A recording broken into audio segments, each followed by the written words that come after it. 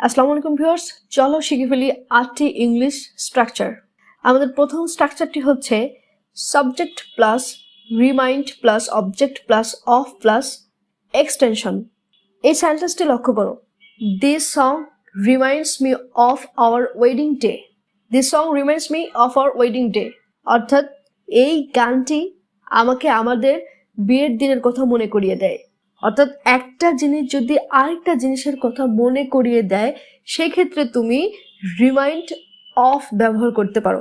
ঠিক আছে, তো এখানে দেখো দিস সং এটা হচ্ছে সাবজেক্ট, আর সাবজেক্ট এখানে হচ্ছে থার্ড পারসন, দ্যাটস ওয়াই এখানে রিমাইন্ডের সাথে আমরা এস যুক্ত করেছি।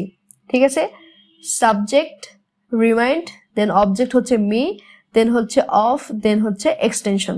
ঠিক আছে, আবার দেখো he reminds me of my uncle, সে আমায় আমার আঙ্কেলের কথা মনে করিয়ে দেয়। This food reminds me of my grandmother.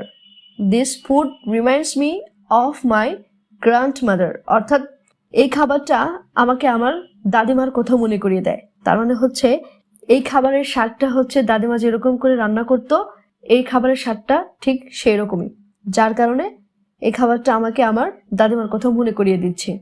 ঠিক আছে, এরকম মনে করিয়ে দেওয়ার অর্থে আমরা হচ্ছে রিমাইন্ড অফ ব্যবহার করব। তো ভিউয়ার্স, তোমাদের উদ্দেশ্যে একটা বাক্য দিচ্ছি, জাস্ট কমেন্ট বক্সে এই বাক্যটি ট্রান্সলেট করে ফেলো। তোমার চোখ আমাকে চাঁদের কথা মনে করিয়ে দেয়। আমি আবারও বলছি, তোমার চোখ আমাকে চাঁদের কথা মনে করিয়ে দেয়। দেখি এই সেন্টেন্সটি কে সুন্দরভাবে মেক করতে পারে। এবার আসুন নেক্সট স্ট্রাকচার। নেক্সট স্ট্রাকচারটি হচ্ছে it is high time plus subject plus হচ্ছে ভিটু, অর্থাৎ সাবজেক্টের পরে যে ভার্বটা বসাবো সে ভার্বটা আমাদের পাস্ট ফর্ম হবে প্লাস এক্সটেনশন। যেমন দেখো, it is high time we change our eating habits, মানে বলতেছে ইট ইজ হাই টাইম মানে এখনই সময় আমাদের খাবারের অভ্যাসটা পরিবর্তন করার। ঠিক আছে, তার মানে হচ্ছে ধরো আগে হচ্ছে আমরা এই কাজটা করতে পারি নাই, আমরা আমাদের খাবারের অভ্যাসটা আগে চেঞ্জ করতে পারি নাই, কিন্তু এখন আমাদেরকে চেঞ্জটা করতে হবে। ঠিক আছে, এরকম অর্থ হচ্ছে আমরা ইট ইজ হাই টাইম ব্যবহার করব। It is high time we return home, এখনই সময় আমাদের বাড়ি ফিরে যাওয়ার। It is high time we bought a new car, এখনই সময় আমাদের একটা নতুন গাড়ি কেনার। ঠিক আছে, এরকম অর্থে আমরা হচ্ছে it is high time plus subject plus V two plus extension ব্যবহার করব। নেক্সট স্ট্রাকচারটি দেখো, I wish, I plus could plus V1 plus extension.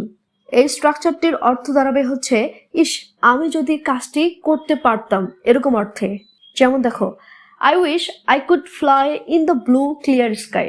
I wish I could fly in the blue clear sky.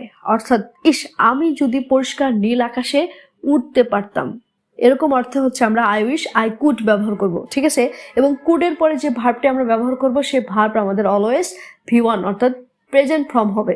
ঠিক আছে, আবার দেখো, I wish I could meet you. ইস, আমি যদি তোমার সাথে দেখা করতে পারতাম। I wish I could help her.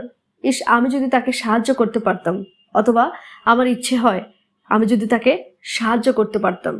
এরকম অর্থে আমরা হচ্ছে I wish plus I could plus V1 plus extension এই স্ট্রাকচারটি ব্যবহার করব। নেক্সট স্ট্রাকচারটি হচ্ছে subject plus should have plus ভি3 প্লাস এক্সটেনশন। আর এই স্ট্রাকচারটির অর্থ দাঁড়াবে হচ্ছে উচিত ছিল অর্থে। যেমন দেখো, he should have done this work. He should have done this work, অর্থাৎ এই কাজটি করা তার উচিত ছিল। I should have gone with you. I should have gone with you, অর্থাৎ তোমার সাথে যাওয়া আমার উচিত ছিল, আমার উচিত ছিল তোমার সাথে যাওয়া। They should have eaten more vegetables. They should have eaten more vegetables, তাদের উচিত ছিল বেশি বেশি শাকসবজি খাওয়া। এখানে কিন্তু ভেজিটেবলস নট ভেজিটেবলস, এর উচ্চারণটা হবে হচ্ছে ভেজিটেবলস। ঠিক আছে, এবার চলো নেক্সট স্ট্রাকচার। নেক্সট স্ট্রাকচারটি হচ্ছে I had never thought of, এরপর যে ভার্বটা আমরা বসাবো সেই ভার্বের সঙ্গে আমাদের আইএনজি যুক্ত করতে হবে plus extension. I had never thought of going there. I had never thought of going there, অর্থাৎ আমি কখনো সেখানে যাওয়ার কথা ভাবিনি, আমি কখনো কোনো কিছু করার কথা ভাবিনি অর্থে আমরা হচ্ছে I had never thought of plus verb plus ING plus extension ব্যবহার করব। I had never thought of hurting you. I had never thought of hurting you, আমি তোমাকে কষ্ট দেবার কথা কখনো ভাবিনি। দেখো, থট অফ, এই অফের পরে হচ্ছে আমরা ভার্ব হার্ট, হার্টের সঙ্গে আইএনজি যুক্ত করেছি। ঠিক আছে, I had never thought of smoking.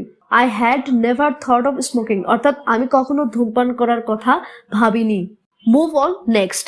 Subject plus am, is, are, was, were plus going to plus V1 অর্থাৎ ভার্বের প্রেজেন্ট ফর্ম প্লাস এক্সটেনশন। এই স্ট্রাকচারটির অর্থ দাঁড়াবে হচ্ছে কেউ যদি কোনো কিছু করতে যাচ্ছে, যাচ্ছি এরকম অর্থে। যেমন he is going to buy a new car.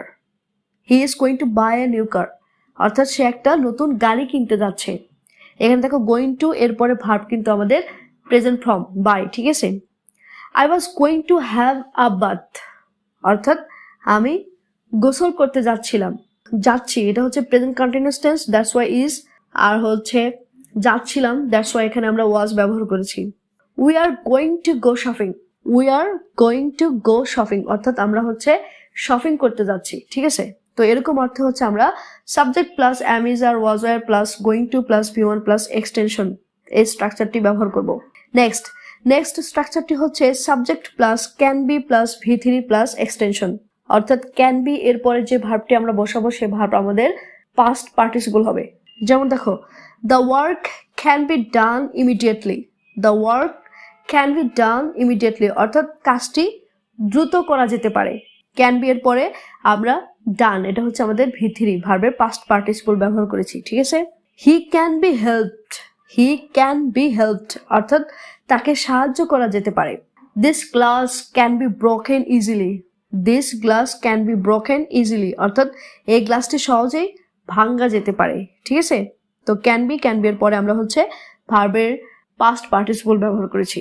তো এরকম অর্থে আমরা হচ্ছে এই স্ট্রাকচারটি ব্যবহার করব।